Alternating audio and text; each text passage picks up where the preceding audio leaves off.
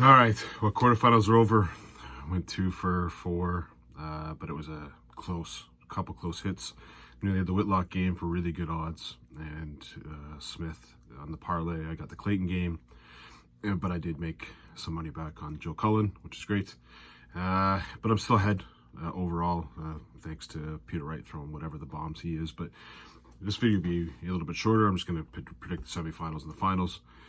But it's got some great stuff going into this game, really great, because 3 of the 4 players that are in the semifinal or in the semifinals were not going to be part of the Premier League. They just weren't. So Johnny Clayton was guaranteed to be there, and if Johnny Clayton wins it, fair enough. But you've got the game of Joe Cullen and Jose de Souza. Both of them were not going to be in the Masters, or sorry, we're not going to be in the Premier League. Maybe if Johnny Clayton wins, plays one of the 2, Joe Cullen or Jose de Souza, they're going to take them with them to the Premier League. I just think it's garbage. 8 players should be, to me, it should be 16. You play on alternate nights, switch everyone around, and then your top 4 go through. That would make it more exciting. I get it. In some cases, you would go to an event and not see one of Michael Van Gerwen, Peter Wright, or Gerwin Price. Fair enough. Having 8 players play every single week for 16 weeks, I think is going to be it's just going to be a bit too much, in my personal opinion, but we'll see how it goes. So again, there's a lot up in the air in the Masters, just like last year. It's like the Masters now, this tournament that they play at the beginning of the year now has something to it, which is good for the Masters. And I guess it's good for players in the top 24. They get a last shot at it, and some of them have really bitten the bone to get in there. So here's the games. Now they're going to first 1 to 11, best of 21.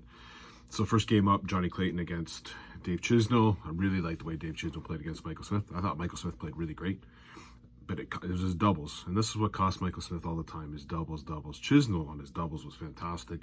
Didn't expect that at all. I don't expect him to keep this going. And Johnny Clayton beat Gerwin Price. Classic performance by Johnny Clayton.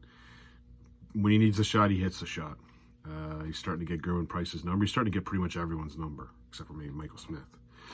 I like Clayton to win this one. I'm going to take him to win 11-8. I think it'll be a good game. Hopefully Chisnell is banging out the 180s. You know Johnny Clayton's going to hit some ungodly number 140s.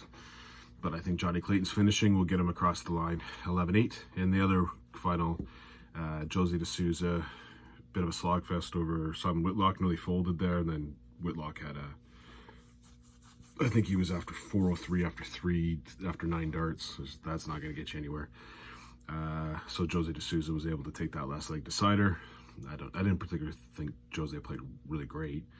And then you had Joe Cullen, who I didn't think he played good against Michael Van Gerwen. The Chihuahua was struggling, no doubt. Whatever he was doing, practicing, bringing a practice board on vacation, that didn't work. It's going to be interesting just to see how Michael Van Gerwen does this year, because that is not good. Let's think about it this way. Peter Wright shows up with an awful set of darts and fires a 96 average. Michael Van Gerwen shows up with his normal darts and is 5 off that. Even Gerwin Price was firing pretty good average. He just ran into a really hot Johnny Clayton. To be fair, Michael Van Gerwen should have lost to Humphreys, and I don't think Joe Cullen played that great. Certainly didn't play like he did in the first round. But again, lots of pressure on these 2. There's the Premier League up for spot. I don't think Dave Chisnell is going to give a crap. He's been in the Premier League before. He's probably going to just go in thinking, I'm playing great, I'm going to play Johnny Clayton. They're 2 friendly guys. There ain't going to be nothing.